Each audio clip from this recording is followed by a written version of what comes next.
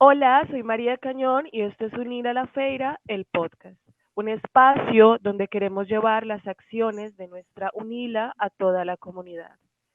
Les cuento que los saludamos desde la ciudad de Foz de Iguazú, en Brasil. Yo soy estudiante de salud colectiva de la UNILA desde 2017 y actualmente soy bolsista del proyecto UNILA na Feira. Me encanta trabajar con temas de salud mental y grupos étnicos. También soy parte de la Red Latinoamericana de Derechos Humanos y Salud Mental. Hoy estaremos hablando del tema el proyecto Cine Latino de Unila na Feira. Tenemos unas invitadas maravillosas. Tenemos a Suelen Rodríguez, ella tiene 29 años, trabaja con sonido directo en Rondonia, ciudad donde nació, e ingresó en cinema audiovisual en la UNILA. Trabajó el año de 2019 como voluntaria del Cine Club Cine Latino y este año de 2020 está trabajando como bolsista. Hola, Suelen, buenos días. Bom dia. Bueno, tenemos a Camila Vital, ella es realizadora audiovisual, coordinadora adjunta del Cine Club Cine Latino. Ella está haciendo su maestría de PPG Cineap en Cinema y Artes de Video en la UNESPAR FAP y es graduada en Cinema Audiovisual en la UNILA. Su interés de pesquisa o de investigación toca los temas de cinema, América Latina, narrativas, migraciones y fronteras. Hola Camila, buenos días. Oi, Maria, bom dia. Muchísimas gracias por estar aquí y como en los podcasts anteriores, les comento que esta es una iniciativa de Unila na Feira, nació del escenario actual en que nos encontramos y estamos muy animados de poder contarles todo lo que está haciendo la universidad y esperamos cada día llegar a ustedes con más cariño y con más temas de su interés. La primera pregunta nos la hizo Guillermo Giga, él es profesor de sociología y él pregunta, ¿cómo surgió la idea de hacer cine latino? Bom, Camila, a gente vai completando uma outra, né? Sim, vamos juntas, Su. Tá bom. É, Nós temos uma coordenadora adjunta, que é a Tereza Spayer. Ela foi a que fundou o Cine Latino, né, junto com outro professor de cinema. Surgiu em 2012, um ano e meio depois que a UNILA foi fundada.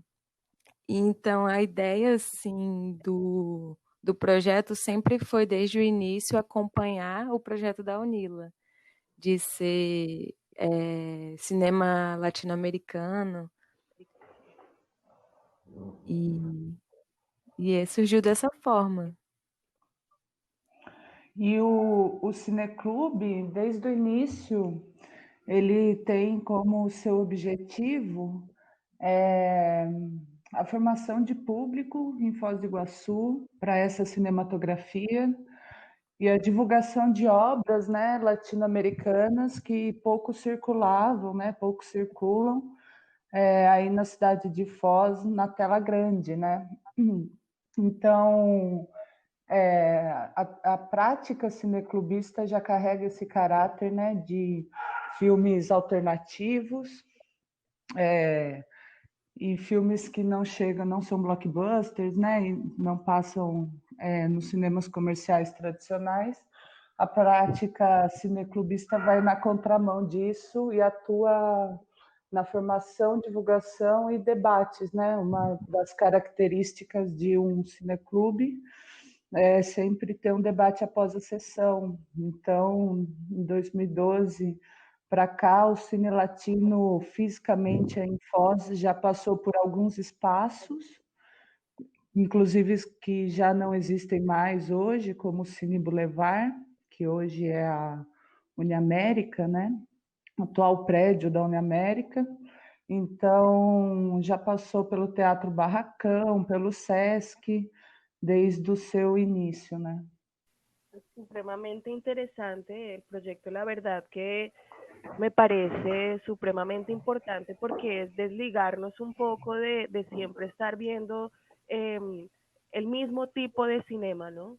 Sino empezar a ver ese cine que nos pertenece, que nace de nosotros como latinoamericanos, como suramericanos. Entonces es supremamente bueno el proyecto.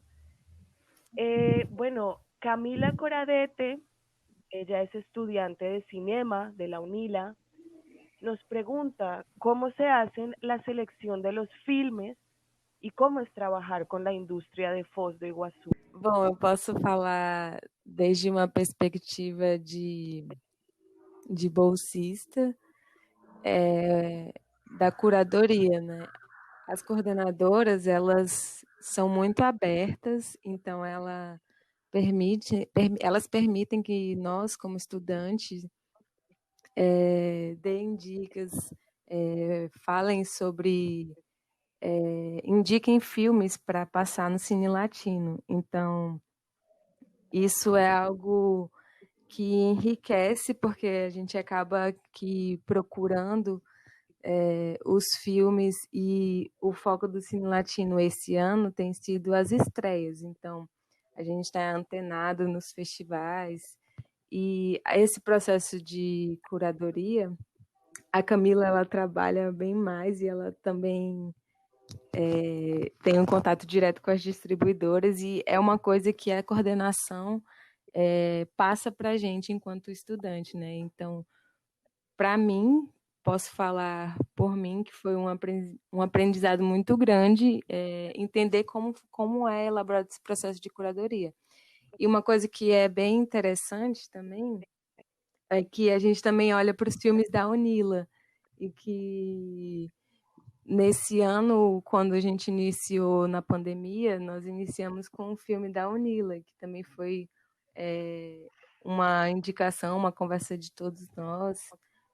E para mim é bem interessante esse processo de curadoria. E sobre como é esse processo em Foz, acho que a parceria com o Cine Cataratas e as distribuidoras que permitem que a gente traga, não é algo tão fácil, mas é algo que está se construindo, e aí a gente tem conseguido fazer as exibições. Ano passado a gente fazia uma exibição por mês.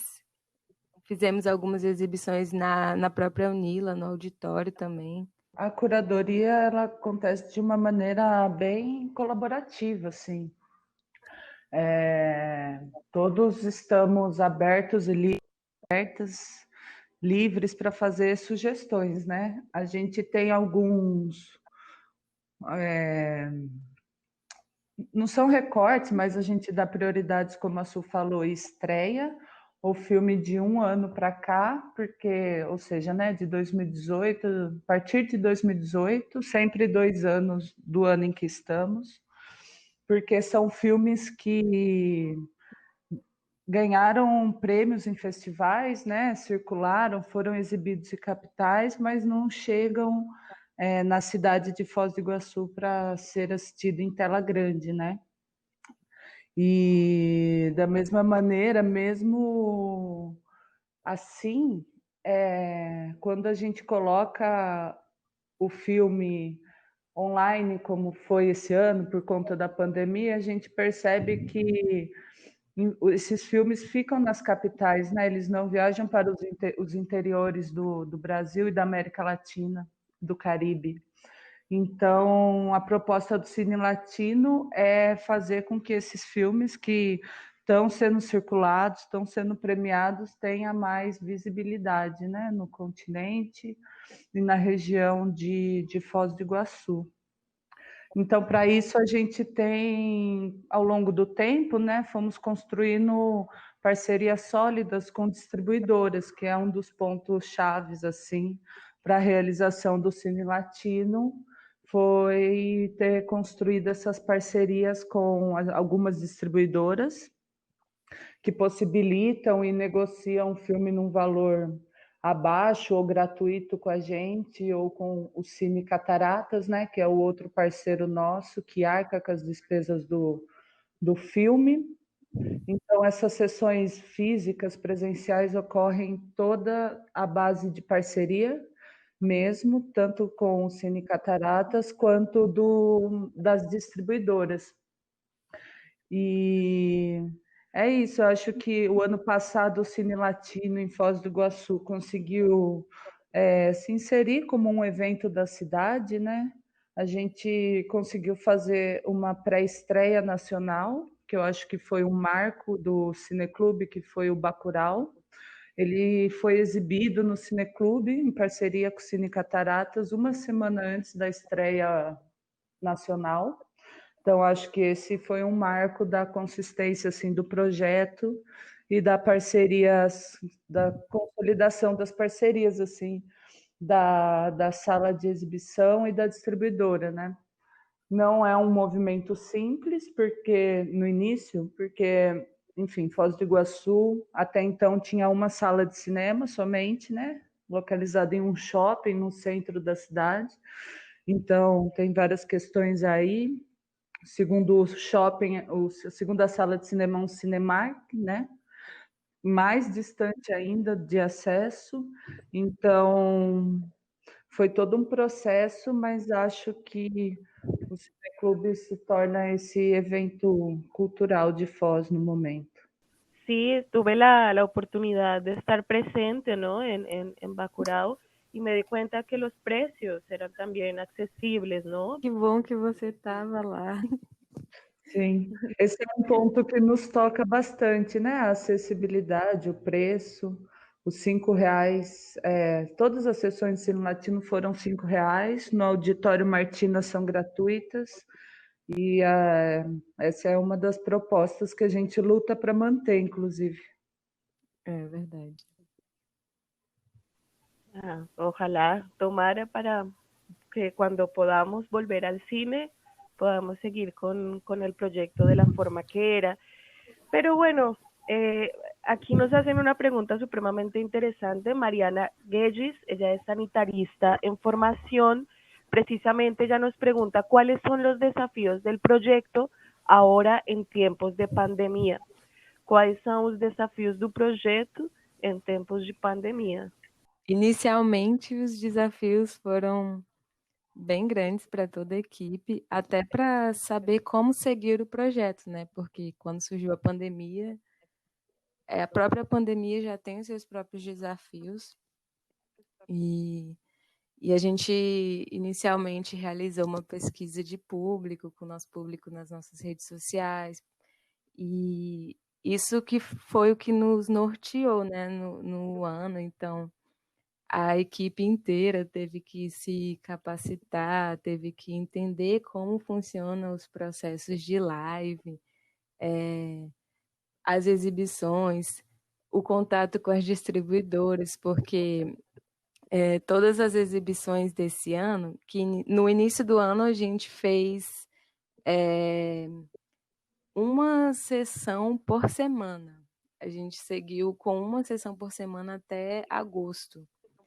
E aí, em setembro, quando voltou às aulas remotas, a gente voltou a uma sessão por mês.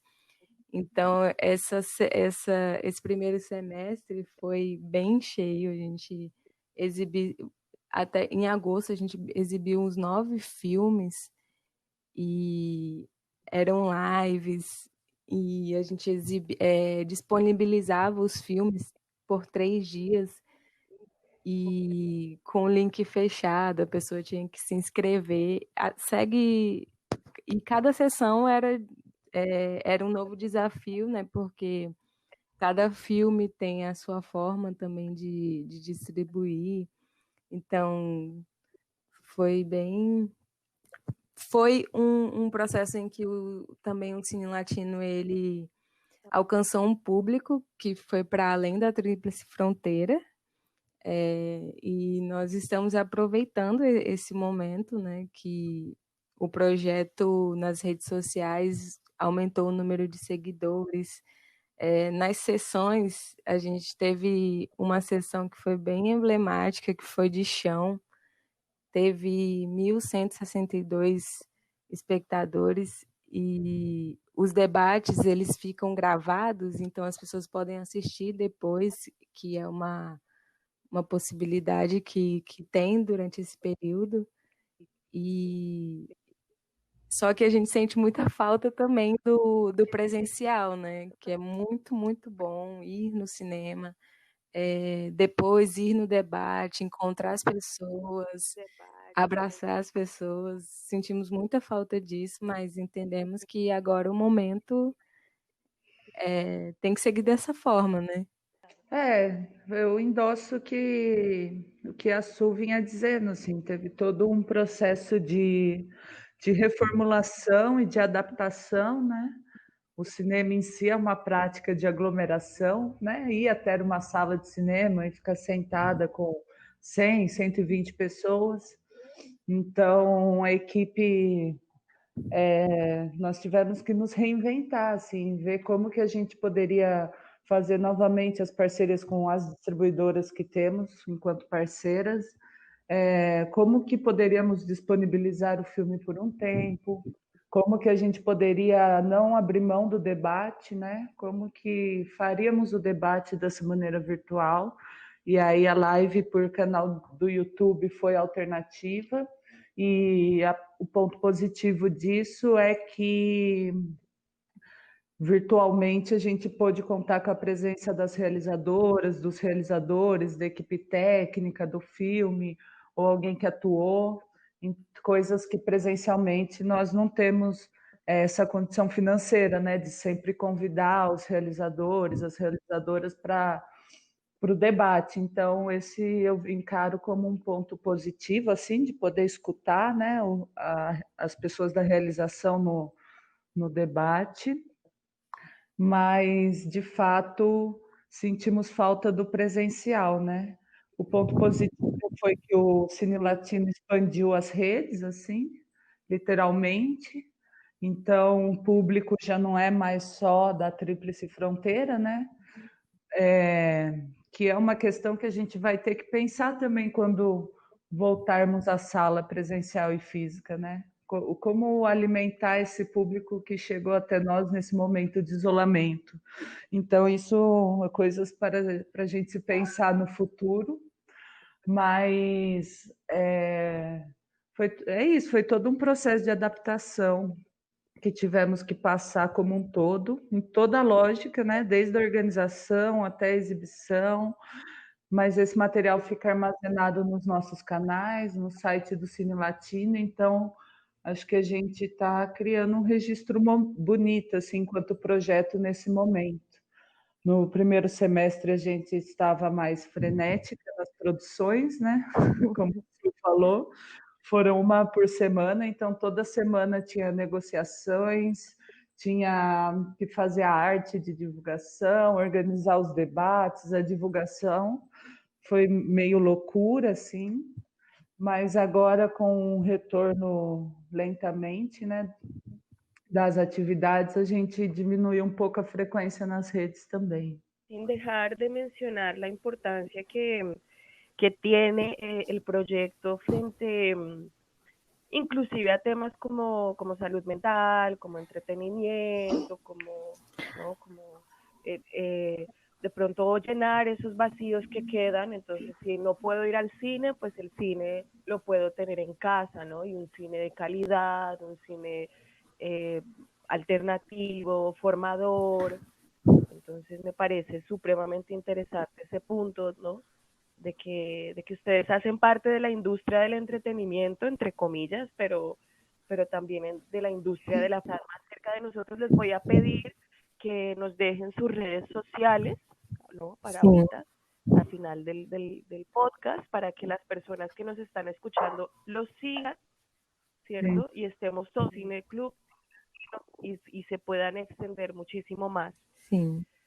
Bueno, ya de pronto tenemos nuestras últimas intervenciones, preguntas, y esta me parece muy interesante porque estamos todas entre mujeres, entonces me parece que va a ser una pregunta bien sustanciosa, va a ser una pregunta formadora también. Sim. ¿Cómo está la participación de las mujeres en el cine brasilero y de las mujeres negras? Como está a participação das mulheres no cinema brasileiro e das mulheres negras? Essa pergunta nos la hace Jenny Cuesta, uma cineasta colombiana. Uau.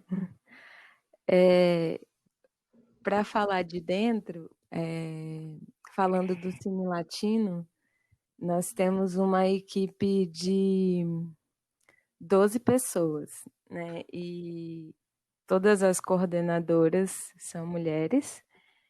E a equipe de 12 pessoas, 8 são mulheres. Então, no próprio Cine Latino, né, do nosso projeto, a gente tem uma maioria de mulheres.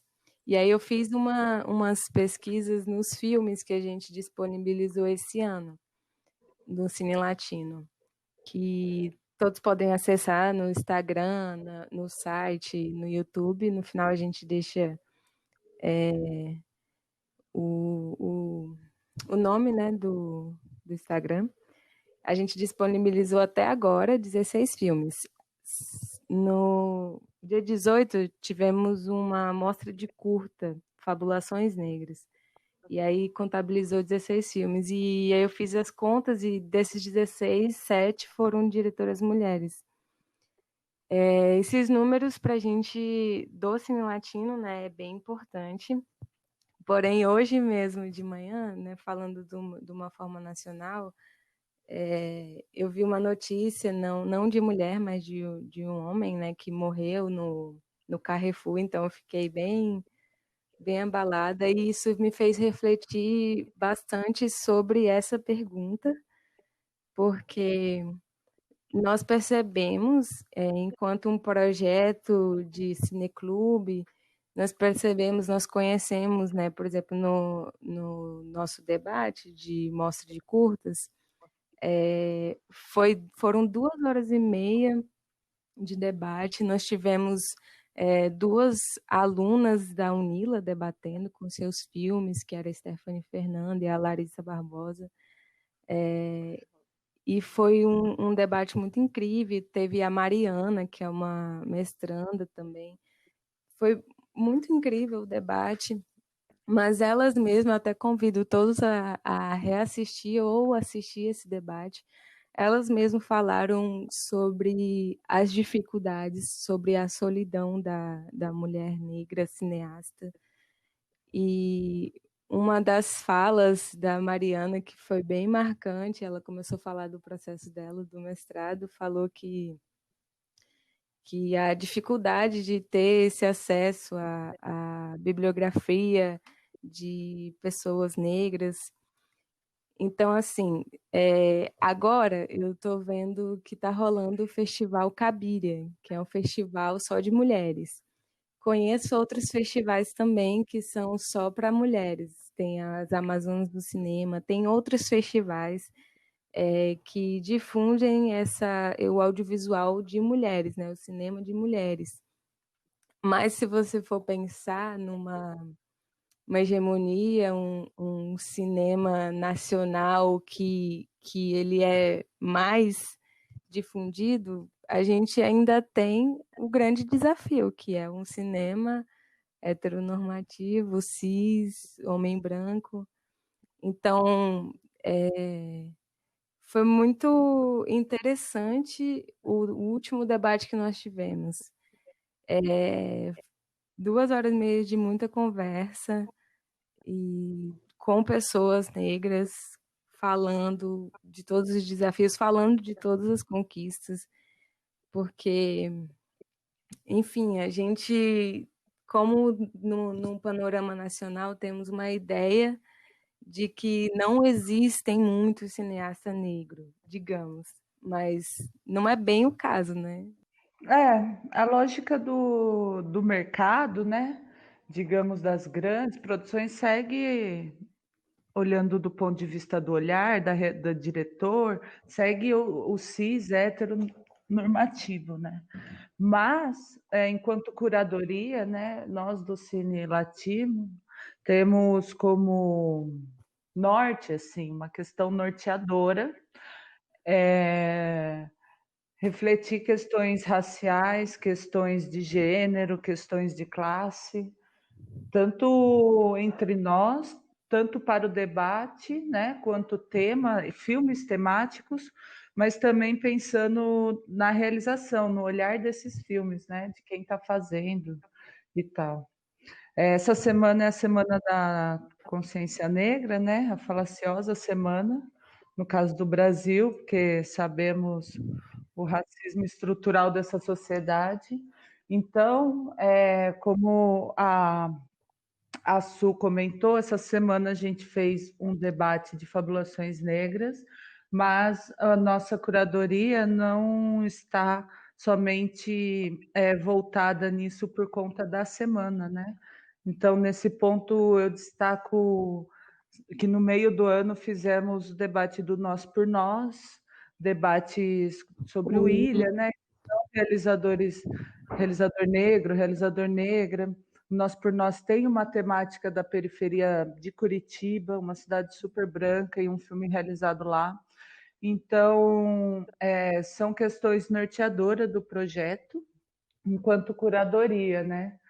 E agora, enquanto realização, num panorama maior, eu destaco a APAN, que é a Associação dos Profissionais do Audiovisual Negro, que nos últimos anos tem tido uma frente bastante combativa na questão de, de realização, né, de visibilizar as realizações desses cineastas, e eles estão organizando agora o primeiro Festival Internacional de Audiovisual Negro do Brasil.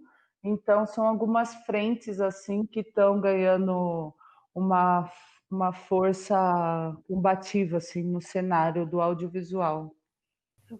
Supremamente interesante. La verdad que yo me siento identificada, ¿no? Conozco a Stephanie, conozco a Heini, que está en Colombia. Entonces, es ver cómo estas mujeres negras, primero ya por ser mujeres ya marca una diferencia y por ser negras marca otra. Entonces, esta pregunta me pareció supremamente importante hacerla en la Semana de la Conciencia Negra, pero no solamente para que se quede ahí, sino para también resaltar que el Cine Club, Cine Latino, es un proyecto que resalta y visibiliza la cuestión racial y la cuestión de género, ¿no? Quería que eso también quedara claro y se contara a las personas que nos escuchan. Chicas, yo les agradezco muchísimo, ha sido la verdad un podcast y un tiempo muy agradable. Me gustaría despedirme pidiéndoles que nos dejen sus redes sociales, por favor. Nós temos o Instagram, que é Cineclube Cine Latino. Tem o canal do YouTube, que é onde são realizados os debates online. Cineclube Cine Latino também. Temos o site, que é Cineclube Cine Latino, onde se faz a inscrição para receber os filmes. E tem todo o nosso arquivo no site. Temos o Facebook, que também é Cineclube Cine Latino Nila. Se colocar Cineclube Cine Latino, já encontra. O site, se não aparecer diretamente, né, cineclubecinelatino.wix site, wix site.com/Nila.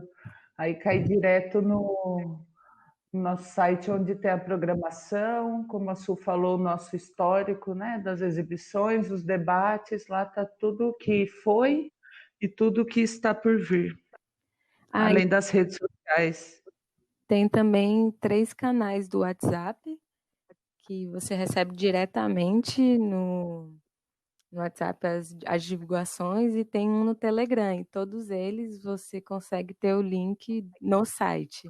No site a gente tem um link para entrar nos grupos do WhatsApp y do Telegram. Ah, qué maravilla, están ustedes avanzadas, muy bueno, nos quedamos muy contentos, ya saben, hay que seguir el Cine Club Cine Latino de la UNILA, proyectos que le ponen el alma a la universidad, y bueno, nosotros también los invitamos a que nos sigan en nuestras redes sociales, Instagram @instaunila, Facebook, la Universidad Federal de Integración Latinoamericana, en nuestro canal de YouTube UNILA, y también nos acompañen en nuestro sitio web portal.unila.edu.br y sigan más de este proyecto llamado Unila na Feira y claro, continúen escuchando todos nuestros podcasts. Chao chicas, Chao. Tchau.